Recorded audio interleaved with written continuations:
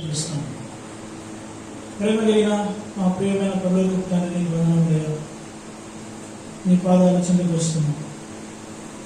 ఇంతవరకు పాటలలో మీరు మహిమ పొందడానికి స్తుతిస్తున్నాం. మమ్మలను కూడా పాటల ద్వారా నేను ఆరాధించినట్టుగా మీరు చేస్తూ వచ్చినారు. పరిశుద్ధమైన దేవుని, పరిశుద్ధమైనటువంటి మీ మందిర ఆవరణలో చేరి దేవాను మా జీవితాలలో చేసిన మేలులను తలబోసుకొనొచ్చు నేను మేము ఆరాధించడానికి మాకు కృపణిస్తున్నందుకు స్తోత్రాలు. తిరిగి ప్రభా, మీరు మా జీవితాలలో చేసినటువంటి అతి మేలుల కొరకే వందనములు, స్తోత్రములు. ప్రభా, నన్ను మమ్మలను మీరు ప్రజ్వలించినట్టుగా చేసినందుకే స్తోత్రములు. తిరిగి ప్రభా, నమ్మదగిన దేవుడు వేయండి, స్తుతి స్తోత్రములు ఏకరీతిగా ఉన్న దేవునికి అర్పించినట్టుగా మీరు మనం చేస్తున్నందుకే స్తోత్రములు చెల్లిస్తున్నాం. ఈ లోకంలో ఉన్నవారు ఉన్నవి అన్నీ కూడా మమ్మల్ని విడిచినను మమ్మల్ని విడువక కృప చూపే దేవుడుగా, విడువక మాటలా నీ కృపను ప్రేమను చూపే దేవుడుగా మీరు ఉంటున్నందుకే మిమ్మల్ని ఆరాధించి కనపరుస్తున్నాం. తిరిగి ప్రభా, నిన్ను ఆరాధించడానికి దేవా మీరు మాకు గమనంలో తీసుకొచ్చినట్టు ఈ లేఖనంలోనూ ప్రభా మాకు అర్థమయ్యే రీతిలో విరిచి పంచిపెట్టమని, ఆరాధన ఏ విధంగా నేను చేయాలో ఆ మాటల చేత మమ్మల్ందరినీ కూడా మా హృదయాలన్నింటినీ కూడా మీరు నింపుతూ రావాల్సిందిగా గురించి నీ పాదంలో మీద మమ్మల్ని ప్రవేశించి నీ పాదాలు పట్టుకోవచ్చు. అయోగ్య పాత్రని నలుగు దామం చేసుకున్నాను. దేవా, ఈ స్థలం నిలబెట్టకైనాను నీ వాక్యం చదువుకైనాను ఏమాత్రం అర్హత యోగ్యత నాకు ఏదైనా ఒప్పుకొచ్చు. మరోసారి నీ కృపను నన్ను అప్పగించుకోవచ్చు. పరిశుద్ధుడైన దేవుణ్ణి నేను మేము సేవించి ఆరాధించను. దేవా, నీ కృపను మాటలో చూపని కోరచ్చు. వందనం నీ పాదములు సమర్పిస్తూ యేసు పరిశుద్ధమైన నామములో స్తుతించి ప్రార్థించి అడిగి వేడుకొనుచున్నాము తండ్రి, ఆమేన్.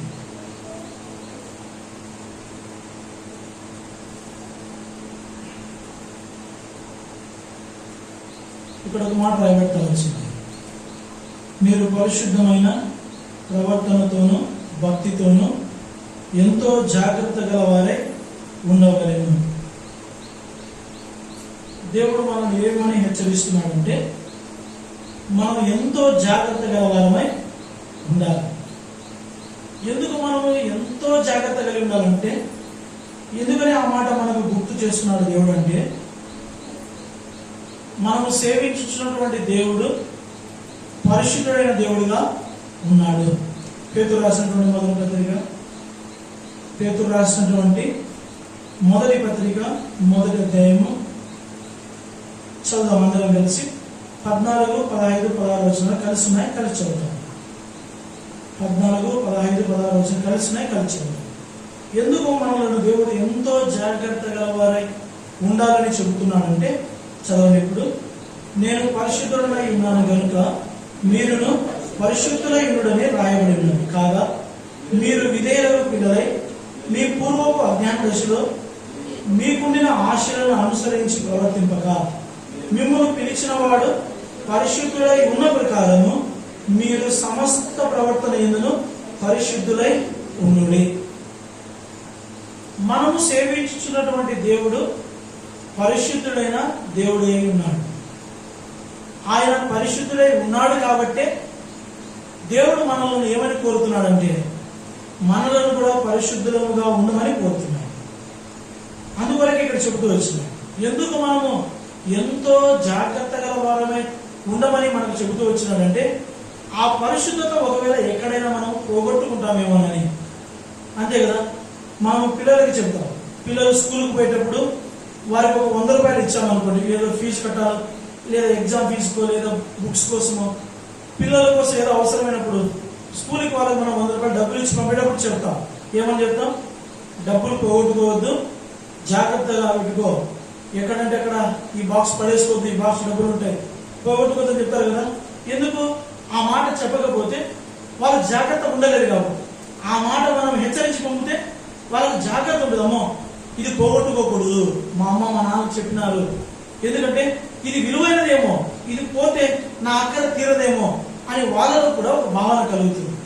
అలా మనం పిల్లలకు చెప్పినట్లుగానే పరిశుద్ధుడై ఉన్నటువంటి మన దేవుడు మనకి ఏం చెబుతున్నాడంటే, జాగ్రత్తగా ఉండండి. ఏం జాగ్రత్త మనకు చూపుతున్నాడంటే, ఆ పరిశుద్ధుడైన దేవుడు మనలను కూడా పరిశుద్ధులనిగా చేయడానికి ఇష్టపడి ప్రభువైన యేసుక్రీస్తు ప్రభువుని లోకానికి పంపి మనము పూర్వపు అజ్ఞాన దశలో మనకునేటువంటి ఆశలను అనుసరించి మనమందరం మన ఇష్టమైన త్రోవలకు తొలగిపోయి మన ఇష్టానుసారమైన జీవితాన్ని బ్రతుకును మనమందరం జీవించి దేవుని యొక్క పరిశుద్ధతను మనం పోగొట్టుకునేటువంటి ఆ పరిశుద్ధతను తిరిగి మనకి ఇవ్వడానికి ప్రభువైన యేసుక్రీస్తు ప్రభువారిని లోకానికి పంపి కల్వరి శిలువలో ప్రభువైన యేసుక్రీస్తు ప్రభువారు కార్చిన ఆ అమూల్యమైన రక్తం ద్వారా మన పాపములన్నిటినీ ప్రభువైన యేసుక్రీస్తు ప్రభువారి యొక్క రక్తం చేత ఆ పరిశుద్ధమైనటువంటి దేవుడు కడుగుతూ మనలను కడిగి పరిశుద్ధులుగా పవిత్రులుగా చేస్తున్నాడు. చూడండి, యోహాను రాసిన మొదటి పత్రిక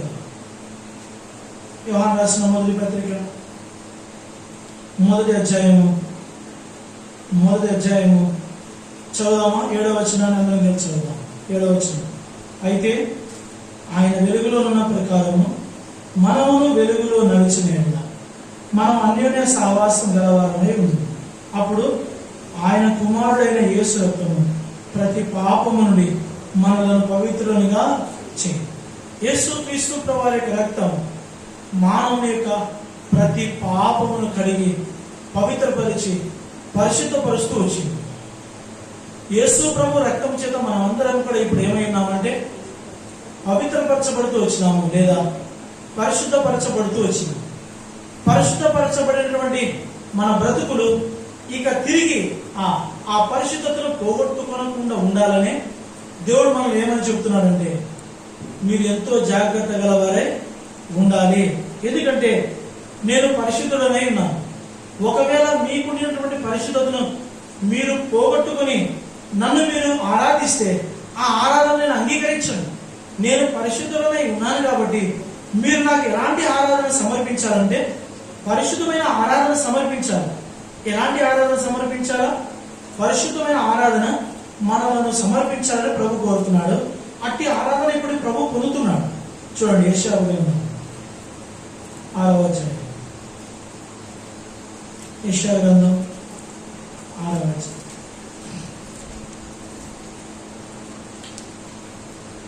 యెషయా గ్రంథం 6వ అధ్యాయం చదువు అందరూ కలిసి 3వ వచనాన్ని అందరూ కలిసి.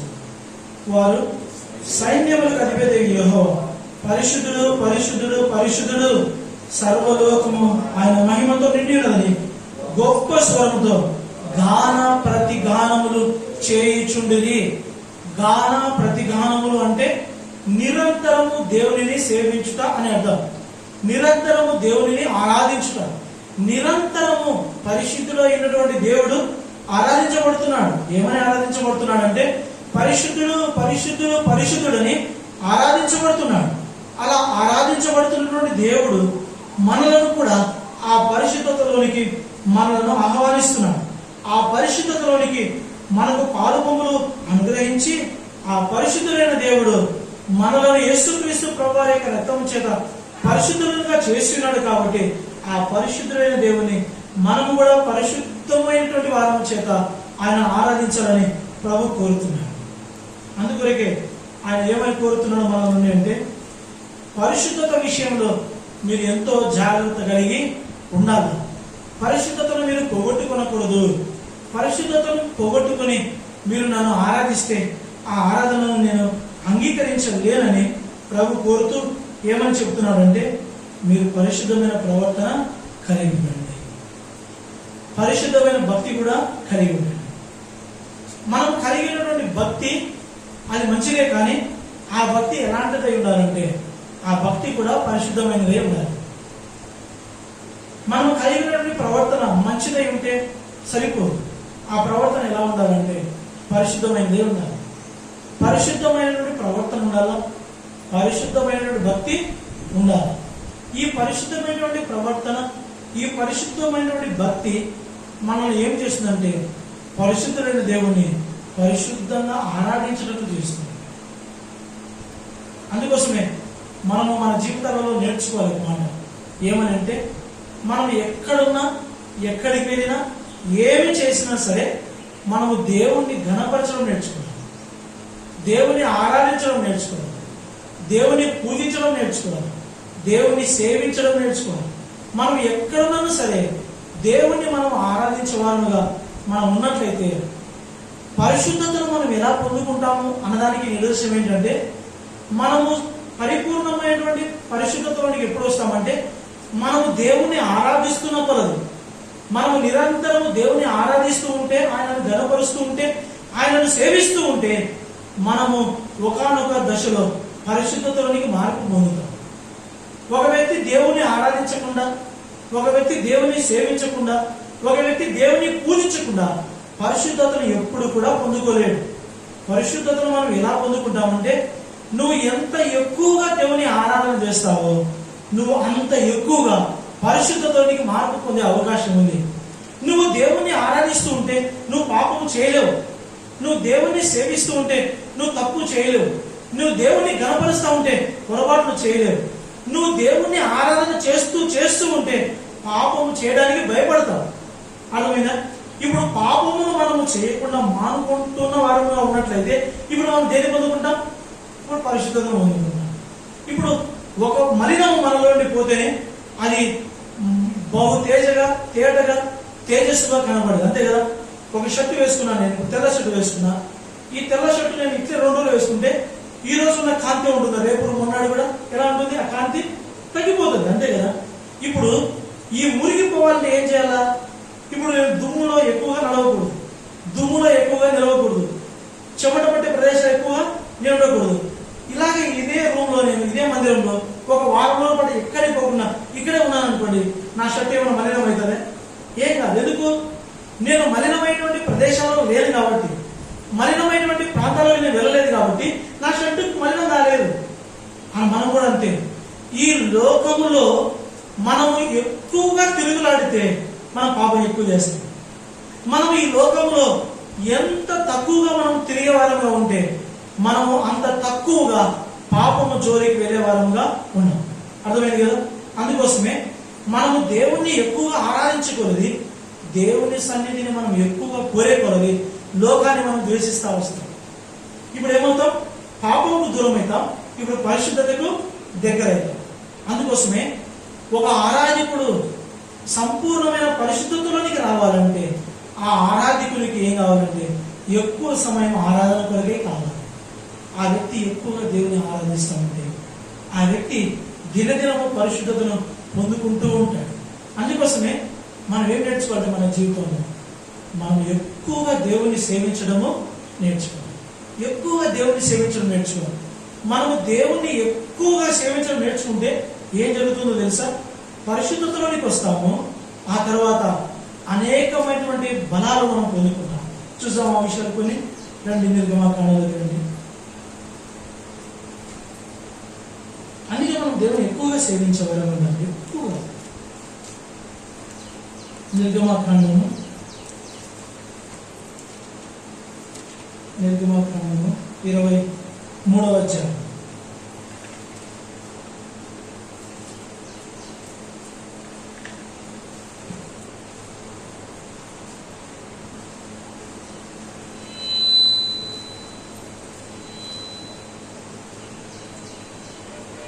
నిర్గమాకాండము 23వ అధ్యాయము చదువుదాం అందరం కలిసి. 25వ వచనం. నిర్గమాకాండము 23వ అధ్యాయము 25వ వచనాన్ని అందరం కలిసి.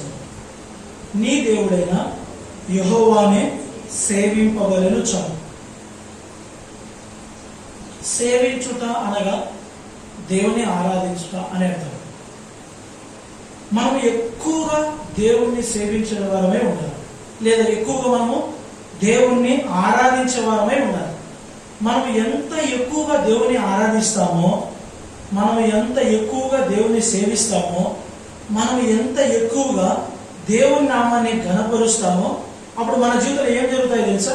ఇప్పుడు చదవండి. నీ దేవుడైన యెహోవానే సేవింపవలెను, అప్పుడు ఆయన నీ ఆహారమును నీ పానమును దీవించు. మనం ఎంత ఎక్కువగా దేవుణ్ణి సేవించే వారంగా ఉంటామో, మనం ఎంత ఎక్కువగా దేవుణ్ణి ఆరాధించే వారంగా ఉంటామో, మనము తినేటువంటి ఆహారాన్ని ఏం చేస్తాడు? దేవుడు దీవిస్తాడు. ఈరోజు చాలా మంది వారికి ఎంతో తినడానికి ఉన్నప్పటికీ కూడా ఇప్పుడు వారు ఆహారాన్ని తినలేకపోతున్నారు. కారణం ఏమి? అన్నం తింటే షుగర్ ఎక్కువ అవుతుంది, అన్నం ఎక్కువగా తింటే లేదా మాంసం ఎక్కువగా తింటే వాళ్ళ బీపీ షుగర్ ఎక్కువైపోతున్నాయి. ఇప్పుడు వారు తినేటువంటి ఆహారము వారి ఒంటికి ఇప్పుడు పట్టనటువంటి స్థితిలోకి వచ్చింది. కారణం ఏమి? దేవుణ్ణి వారు సేవించడం లేదు కాబట్టి. ఇంకో విషయం చెప్పంటారా, దేవుణ్ణి సేవించేటువంటి వారికి కూడా ఉన్నాయి రోగాలు. ఎవరైతే దేవుణ్ణి సేవిస్తున్నారో వారికి ఎక్కువ రోగాలు ఉన్నాయి. దేవుణ్ణి సేవించని వారికంటే దేవుణ్ణి సేవించే వారికి ఎక్కువగా రోగాలు ఉన్నాయి. అయితే ఎక్కువ రోగాలు ఉన్నప్పటికీ కూడా వారు ఎక్కువ కాలం కూడా బ్రతుకుతున్నారు. ఎక్కువ రోగాలు దేవుణ్ణి సేవించే వాళ్ళకే ఉన్నాయి. అయితే ఎక్కువ కాలం బ్రతికేది కూడా దేవుణ్ణి సేవించే వారే. ఇప్పటికీ ఎంతో మంది విశ్వాసులు, దైవ సేవకులు ఎంతో మంది, వారికి కూడా అనేకమైన రోగాలు ఉన్నాయి. కానీ అయితే వారి రోగాన్ని బట్టి దేవుడు వారి ఆహారాన్ని వారికి దూరం చేయలే. వారు ఆహారం భుజిస్తున్నప్పటికీ కూడా దాని వలన వారు ఎలాంటి నష్టం పొందుకోవడం లేదు. కారణం ఏంటో తెలుసా? దేవుణ్ణి వారు సేవించేవారిగా ఉన్నారు, లేదా దేవుణ్ణి వారు ఆరాధించేవారిగా ఉన్నారు, లేదా దేవుణ్ణి వారు ఘనపరిచేవారిగా ఉన్నారు. దేవుణ్ణి మనము సేవించేవారిగా ఉంటే నేను చెప్తున్నాము, బైబిల్ వాక్యం సెలవిస్తా ఉంది, దేవుడు మన ఆహారాన్ని దీవిస్తాడు. మనము తాగేటువంటి నీటిని కూడా దేవుడు ఆశీర్వదిస్తాడు. దేవుని ఆశీర్వాదము మన మీద మాత్రమే కాదు, మనము కలిగి ఉన్న ప్రతి దాని మీద కూడా దేవుని యొక్క ఆశీర్వాదము, దీవెన వస్తుంది. ఇప్పుడు గుర్తుపెట్టుకోండి, ఇంకో మాట చెప్తున్నా, దేవుణ్ణి సేవించే వారికి ఏమొస్తాయి? ఆశీర్వాదాలు వస్తాయి, దీవెనలు వస్తాయి. దీవెన అనగా ఆశీర్వాదం. ఇప్పుడు దేవుని ఎవరైతే సేవిస్తారో, దేవుని ఎవరైతే ఆరాధిస్తారో, దేవుని ఎవరైతే ఘనపరుస్తారో, వారి ఆహారమును వారి పానమును దీవించడమే కాదు, కానీ దేవుడు వారికి ఏమిస్తాడు? ఆశీర్వాదాలు ఇస్తాడు. అందుకోసమే ఎఫెసీయులకు రాసిన పత్రిక 1వ అధ్యాయంలో వినండి, ఏముందో చూద్దాం. ఎఫెసీయులకు రాసిన పత్రిక 1వ అధ్యాయం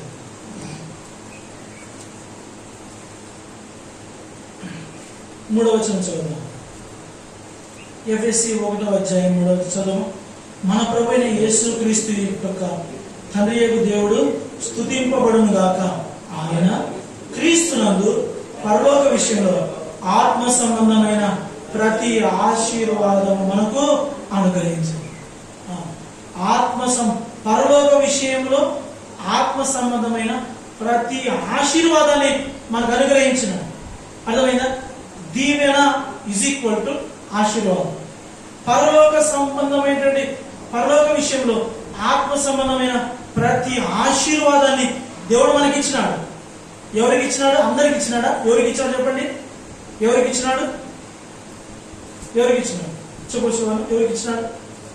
దేవుణ్ణి ఆరాధించేవారు. ఎవరికి ఇచ్చినాడు? దేవుణ్ణి ఎవరైతే సేవిస్తున్నారో, దేవుణ్ణి సేవించేటువంటి వారికి పరలోక విషయంలో ఆత్మ సంబంధమైన ప్రతి ఆశీర్వాదాన్ని దేవుడు ఇచ్చినాడు. ఇప్పుడు సరిపోయిందా? నిర్గమాకాండ 23వ అధ్యాయము 25వ వచనంలో ఆయన నీ ఆహారమును నీ పానమును దీవించును అంటే పరలోక విషయంలో ఆత్మ సంబంధమైన దీవెనగా, ఆశీర్వాదంగా దేవుడు మనకి ఇస్తూ వచ్చినాడు. ఇది ఎవరికి ఉందంటే దేవుణ్ణి ఆరాధించేటువంటి వారికి. ఇది మొదటి సంగతి. దేవుని ఆరాధించేటువంటి వారికి దేవుడు అనుగ్రహించిన మొదటి దీవెన, ఆశీర్వాదం ఏంటంటే దేవుడు మన ఆహారాన్ని, మన పానాన్ని దీవించి ఆశీర్వదించి మనకి ఇస్తూ వచ్చినాడు. దేవుని సేవించే వారికి, దేవుని ఆరాధించే వారికి దేవుడు దయచేసేటువంటి రెండవ దీవెన, ఆశీర్వాదం ఏంటి? ఇప్పుడు చదువుతాం. నిర్గమాకాండ 23వ అధ్యాయం 25వ వచనం మళ్ళీ చదువుతాం. నీ దేవుడు యెహోవానే సేవింపవలెను, అప్పుడు ఆయన నీ ఆహారమును నీ పానమును దీవించును, నేను నీ మధ్య నుండి రోగము తొలగించుదును. ఎవరి మధ్య నుండి రోగాన్ని దేవుడు తొలగిస్తాడు? చెప్పాలి, మీరు చెప్తేనే నాకు అర్థమవుతుంది. ఎవరి మధ్య నుండి దేవుడు రోగాన్ని తొలగిస్తాడు? ఎవరైతే దేవుణ్ణి సేవించేవారిగా ఉన్నారో, ఎవరైతే దేవుని ఆరాధించేవారిగా ఉన్నారో, ఎవరైతే దేవుని ఘనపరిచేవారిగా ఉన్నారో, వారి మధ్యలో నుండి దేవుడు ఏం తొలగిస్తాడంట? రోగాన్ని తొలగిస్తాడు. ఇప్పుడు కుటుంబంగా మేము కూడా చెప్పగలం, అర్థమైందా? మేమందరం కూడా దేవుణ్ణి సేవించేటువంటి వారిని మీద కలిసి, అయితే ఆంటీకి ఏమొచ్చింది? క్యాన్సర్ వచ్చింది. అయితే ఈ వాక్యాన్ని ఆధారంగా చేసుకొని చెప్పండి, ఇప్పుడు దేవుణ్ణి ఆరాధించే వారి మధ్యలో ఇప్పుడు క్యాన్సర్ ప్రవేశించింది. ఇప్పుడు దేవుని ఆరాధించే వారి మధ్యలో నుండి దేవుడు ఏం తీసేసినాడు? ఇప్పుడు రోగాన్ని తీసేసినాడు, ఇప్పుడు రోగాన్ని తొలగించినాడు. ఇప్పుడు గుర్తుపెట్టుకోండి, బైబిల్ గ్రంథంలో రాయబడిన ప్రతి మాట సత్యం. దేవుణ్ణి సేవించే వారి మధ్యలో ఏమున్నను సరే, దేవుణ్ణి ఆరాధించే వారి మధ్యలోకి ఏదొచ్చినా సరే దానిని దేవుడే తొలగించేవాడుగా ఉన్నాడు. అందుకే మనం ఏం చేయాలంటే మన జీవితంలో అతి ప్రాముఖ్యమైన సంగతి ఏంటంటే దేవుణ్ణి సేవించడం నేర్చుకోవాలి, దేవుని ఆరాధించడం నేర్చుకోవాలి, దేవుని ఘనపరచడం నేర్చుకోవాలి. ఈరోజు చాలా మందికి ఈ సత్యం అర్థం కావటం లేదు. ఆరాధన సమయాన్ని చాలా మంది పోగొట్టుకుంటున్నారు, ఆరాధించలేకపోతున్నారు. దేవుని మందిరంలోకి వచ్చి దేవుని ఆరాధించలేకపోతున్నారు. వారు ఆరాధించలేకపోతున్నారు కాబట్టి దేవుడు వారి ఆహారాన్ని దీవించలేకున్నాడు, వారి పానాన్ని దీవించలేకున్నాడు, వారి మధ్యలో ఉండే రోగాన్ని కూడా తొలగించలేకున్నాడు. దేవునికి పని లేకుండా పోయింది. కారణం ఏంటో తెలుసా? దేవుని వారు ఆరాధించట్లేదు కాబట్టి. ఎవరైతే దేవుని ఆరాధించే వారిగా ఉంటారో వారి మధ్యలో నుండి దేవుడు ఏం చేస్తాడు? చెప్పండి, ఏం చేస్తాడు? రోగాన్ని తొలగిస్తాడు. అందుకే నీలో రోగం ఎక్కువ అవుతుందా, ఎక్కువగా దేవుని ఆరాధించు. నీలో సమస్య ఎక్కువైతుందా, దేవుని ఆరాధించు. నీలో శోధన ఎక్కువైతుందా, దేవుని ఆరాధించు. నీకు శ్రమలు ఎక్కువైతున్నాయా, దేవుని ఆరాధించు. నీ పరిస్థితులు తారుమారుతున్నాయా, దేవుని ఆరాధించు. నువ్వు ఆరాధన చేస్తే ఆ ఆరాధనలో దేవుడు నీ ప్రతి అవసరతను కొట్టేస్తాడు, దేవుడు నీ ప్రతి అవసరాన్ని తీరుస్తాడు. అందుకోసమే దేవుణ్ణి సేవించడం అనేది అది ఎంతో ఎంతో ఎంతో గొప్పదైంది. ఇది రెండో సంగతి. చెప్పండి, దేవుణ్ణి సేవించే వారికి దేవుడు మొదటి దీవెన అనేది ఆశీర్వాదం ఏమిస్తాడు? ఆహారాన్ని, పానమును ఏం చేస్తాడు? దీవిస్తాడు. దేవుణ్ణి సేవించే వారికి దేవుడు రెండవ దీవెన లేదా ఆశీర్వాదం ఏమిస్తాడు? వారి మధ్యలో నుండి రోగాన్ని తొలగిస్తాడు. ఇది రెండవ సంగతి. మూడవ సంగతి చూస్తాం. దేవుని సేవించే వారికి లేదా దేవుని ఆరాధించే వారికి దేవుడు దయచేసినటువంటి మూడవ దీవెన ఏమిటి? చదువుతాం, 26వ వచనం చదువుతాం. కడుపు దిగబడినదియు గుడ్డిదియు నీ దేశంలో ఉండదు. దేవుణ్ణి సేవించే వారికి గుర్తుపెట్టుకోండి, దేవుణ్ణి సేవించేవారు ఎవరైతే ఉంటారో దేవుడు వారికి మూడవ దీవెన ఏమి దయచేస్తాడంటే ఏ గొడ్డుతనము కూడా తనలో ఉండకుండా దేవుడు చేస్తాడు. ఏం చేస్తాడు? ఆ గొడ్డుతనాన్ని నీ దేశంలోనే లేకుండా చేస్తాడు. దేశం అంటే నీ కుటుంబం లేదా నీలోని ఆత్మీయ జీవితం. దేవుడు నీలో ఉన్నటువంటి గొడ్డుతనాన్ని తీసివేస్తాడు. దేవుడు నీలో ఉన్నటువంటి ఆ గొడ్డుతనమును తొలగించేస్తాడు. ఇప్పుడు మీకు అర్థం కావడానికి ఒక మాట రుజువుగా చెప్తా. ఇస్సాకు భార్య గొడ్రాలుగా ఉంది, అవును కదా? ఇస్సాకు భార్య గొడ్రాలుగా ఉంది. అయితే ఇస్సాకు దేవుని సన్నిధికి వచ్చి ఏం చేసినాడు? ప్రార్థన చేసినాడు. ఇస్సాకు దేవుని సన్నిధికి ప్రార్థన చేసినప్పుడు దేవుడు తన ప్రార్థనలో తన భార్య గర్భాన్ని చూపించాడు. తన భార్య గర్భంలో ఎవరు చూపించినాడు? ఇద్దరు కౌల పిల్లలు చూపించినాడు. ఆ కౌల పిల్లలు ఒకరికొకరు ఏం చేస్తున్నారు? పెనుగులాడుకుంటున్నారు. ఇస్సాకు గుడ్డుతనంలో ఉన్నాడు. ఇస్సాకు దేవుని ప్రార్థన చేస్తున్నాడు. ఆ ప్రార్థనలో దేవుడు చూపిస్తున్నాడు. దేవుని వాక్యం స్పష్టంగా చెప్తుంది, నువ్వు నిజంగా నువ్వు దేవుణ్ణి సేవించేవాడుగా ఉంటే, నువ్వు దేవుణ్ణి ఆరాధించేవాడుగా ఉంటే, నువ్వు దేవుణ్ణి ఘనపరిచేవాడుగా ఉంటే ఖచ్చితంగా దేవుని వాక్యం సెలవిస్తుంది, దేవుడు నీకు దీవెనిస్తాడు. ఆ దీవెన ఏంటంటే నీలో గొడ్డుతనం లేకుండా దేవుడు చేస్తాడు. గొడ్డుతనం అంటే గర్భం అయిండొచ్చు, గొడ్డుతనం అంటే ఉద్యోగ సమస్య అయిండొచ్చు, గొడ్డుతనం అంటే కుటుంబంలో ఆర్థిక భారం అయిండొచ్చు, గొడ్డుతనం అంటే కలిమి లేదా లేమి, ఎలాంటి లేమి అయినా సరే దాన్ని దేనికి తీసుకురావచ్చు అంటే గొడ్డుతనానికి తీసుకురావచ్చు. అయితే దేవుడు ఈ రోజులో సెలవిస్తున్నాడు, నువ్వు నన్ను సేవించు, నన్ను ఆరాధించు, నన్ను కనపరచు, నీలో నుండి గొడ్డుతనాన్ని నేను తొలగిస్తాను. దేవుణ్ణి సేవించే వారికి దేవుడు దయచేయు మూడవ దీవెన లేదా ఆశీర్వాదం ఏంటంటే నీలో ఉన్నటువంటి గొడ్డుతనాన్ని దేవుడు తీసివేస్తాడు.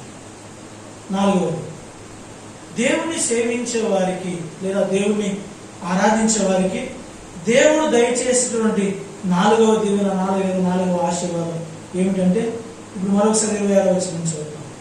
కడుపు దిగబడినదియు గొడ్డిదియు నీ దేశంలో ఉండదు, నీ దినముల లెక్క సంపూర్తి చేసినది. దేవుడు దయచేసేటువంటి 4వ దీవెన, దేవుని నిజంగా ఆరాధించే వారి జీవితంలో దేవుడు దయచేసేటువంటి 4వ దీవెన ఆశీర్వాదం ఏంటంటే, నువ్వు ఇంతకాలము ఈ భూమి మీద దేవుడు నిన్ను జీవింపజేయాలని నువ్వు జన్మించే ముందుగానే తన గ్రంథంలో ఎంతవరకు ఈ భూమి మీద నివసించాలి లేదా ఈ భూమి మీద నివసించాలని తన గ్రంథంలో లిఖించినాడో, తన గ్రంథంలో లిఖించబడిన దినములను నువ్వు సంపూర్తి చేసి ఈ యాత్రను ముగిస్తావు. అనగా దేవుడు నీకు నిర్ణయించినటువంటి ఆ నిర్ణీతమైన సమయాన్ని నువ్వు సంపూర్ణంగా ఈ భూమి మీద నువ్వు కాలం గడిపిన తర్వాతనే, నీ లెక్కలు పూర్తి చేసిన తర్వాతనే నీ యాత్రను ముగించి నువ్వు ఎక్కడికి వెళ్తావు? ప్రభు దగ్గరికి వెళ్తావు. అంటే దేవుడు నీకు దీర్ఘాయుష్యం ఇస్తాడు. ఎవరికి ఇస్తాడు దీర్ఘాయుష్యం? ఎవరైతే దేవుని ఆరాధిస్తారో, ఎవరైతే దేవుని సేవిస్తారో, ఎవరైతే దేవుని గణపరుస్తారో, వారికి ఎలాంటి అనారోగ్యం ఉన్నా, వారికి ఎలాంటి బలహీనత ఉన్నా, వారికి ఎలాంటి శోధనలు ఉన్నా, ఎలాంటి ఇబ్బందులు వాళ్ళకు ఉన్నా సరే వాటన్నిటిని తొలగించి దినముల లెక్కను ఆయన సంపూర్తి చేయనిస్తాడు. అందుకే దావీదు భక్తుడు దేవుని సన్నిధిలోకి వచ్చి ప్రార్థన చేశాడు, దేవా నా దినముల పరిమాణం నాకు చూపించు. నీ దినముల గ్రంథంలో నేను ఎన్ని దినములు ఈ భూమి మీద ఉంటానో నా దినముల పరిమాణం ఎంతో బెత్తడని నేను అనుకుంటున్నాను. నా దినముల పరిమాణం బెత్తెడా లేక నా దినముల పరిమాణం ఎంతనో నాకు చూపించు అని అడిగితే దేవుడు దావీదుకు చూపించినాడు. చూపించిన తర్వాత దేవుడు ఎంతకాలం అయితే దావీదును భూమి మీద ఉంచాలనుకున్నాడు అంతకాలము దావీదు భూమి మీద నివాసం చేసి తన దినముల లెక్కను పూర్తి చేసి దేవుని దగ్గరికి వచ్చాడు. మనము కూడా దేవుని నిజంగా సేవించే వారంగా, దేవుని మనం ఆరాధించే వారంగా ఉంటే మనము కూడా ఈ భూమి మీద దీర్ఘాయుష్మంతులమై ఈ భూమి మీద మనం జీవించేటువంటి దినములు లెక్కను మనం పూర్తి చేసి యాత్రను ముగిస్తాం. దేవుణ్ణి సేవించే వారికి లేదా దేవుని ఆరాధించే వారికి ఎంతో మంది రోగాలు ఉన్నాయి, ఎంతో మందికి భయంకర రోగాలు ఉన్నాయి. ఉన్నప్పటికీ కూడా చనిపోతున్నారా? ఎంత భయంకరమైన రోగాలు వచ్చినప్పటికీ కూడా, ఎలాంటి హాస్పిటల్కి వెళ్ళకున్నప్పటికీ కూడా వారు భూమి మీద దీర్ఘాయుష్మంతులుగా బ్రతుకుతున్నారు. కారణం ఏంటో తెలుసా? వాళ్ళు దేవుని ఏం చేస్తున్నారు? ఆరాధిస్తున్నారు. దేవుణ్ణి భూమి మీద ఎంతగా ఆరాధిస్తావో అదే మనకు మెడిసిన్. దేవుని మనం ఎంతగా ఘనపరుస్తామో అదే మనకు మెడిసిన్. దేవుని ఎంతగా మనం స్తుతిస్తామో అదే మనకు మెడిసిన్. ఈ రోజు కూడా నేను చాలా మందిని ఎరుగుతున్నాను. ఈ రోజుకి ఎంతో మంది దైవసేవకులు, పెద్దలు, చాలా మంది విశ్వాసులు టాబ్లెట్ కూడా మింగిన వారు ఎంతో మంది. వాళ్ళ విశ్వాసం ఏంటో తెలుసా? టాబ్లెట్ వేసుకోవద్దని కాదు, వాళ్ళ విశ్వాసం ఏంటో తెలుసా? దేవుడు ఈ రోగము నుండి కూడా మమ్మల్ని బ్రతికించగలడు.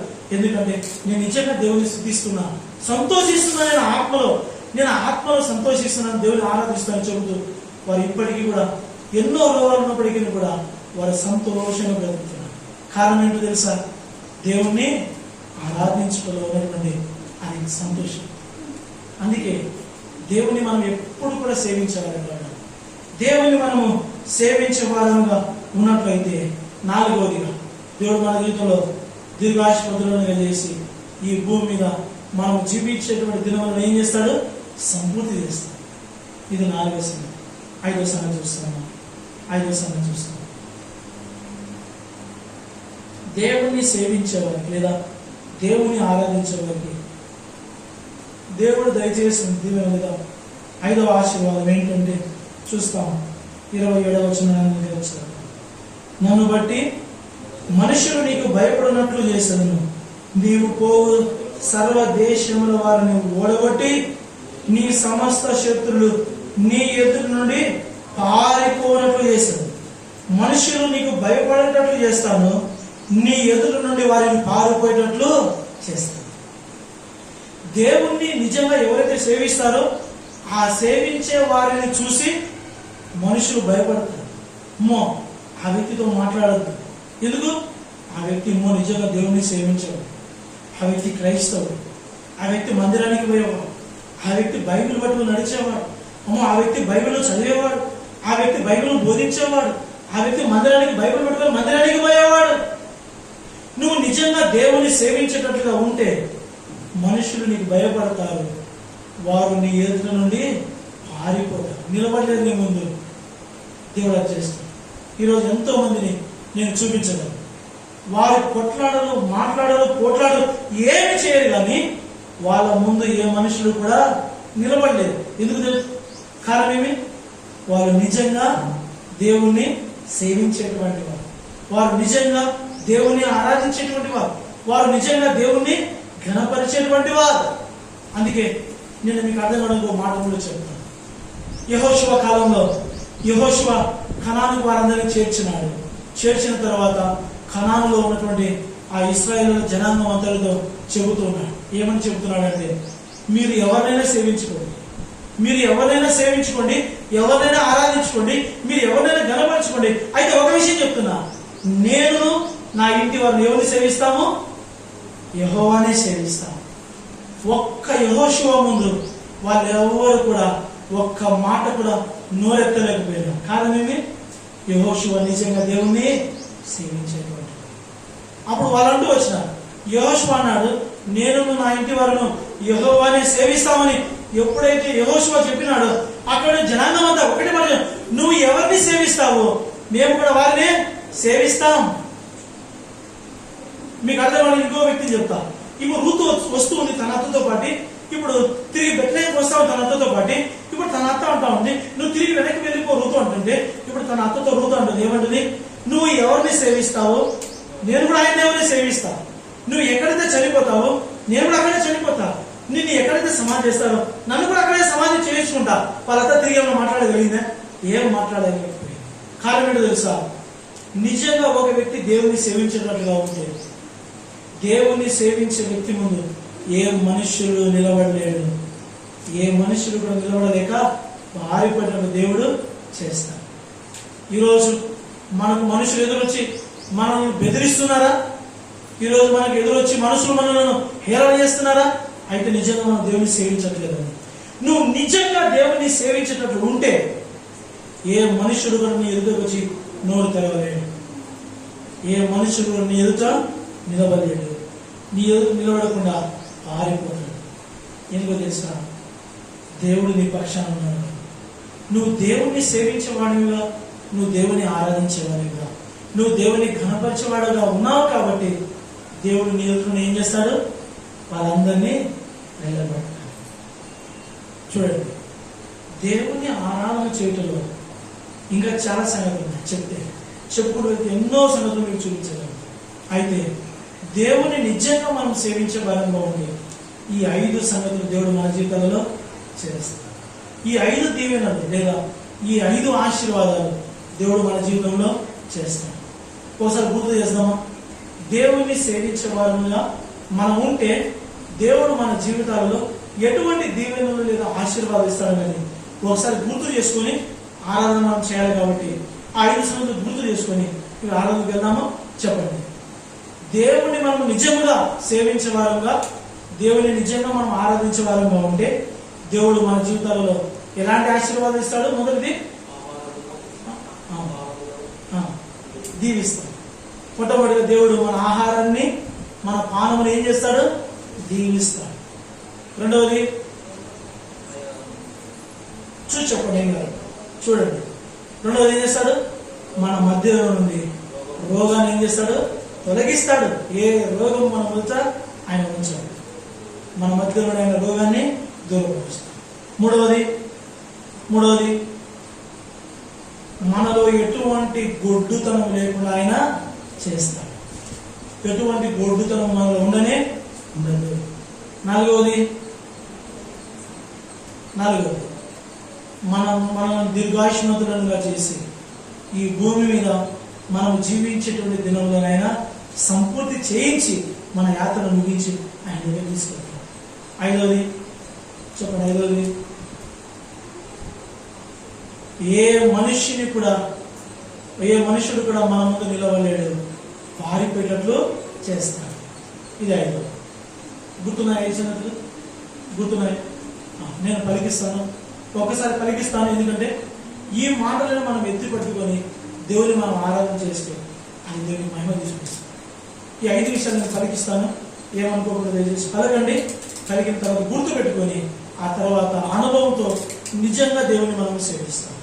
దేవుని మనం సేవించేవారంగా ఉంటే మొట్టమొదటిగా దేవుడు మనకు అనుగ్రహించే దీవెన ఏంటంటే నీ ఆహారమును పలుకుతాం, నీ ఆహారమును నీ పానమును దీవించెదను. ఇది మొదటి సంగతి. రెండవ సంగతి, నీ నుండి రోగమును తొలగించెదను. చెప్పండి, నీ నుండి రోగమును తొలగించెదను. మూడవది, గొడ్డుతనము నీ నుండి తొలగించెదను. నాలుగవది, నీ దినముల లెక్క సంపూర్తి చేసేదను.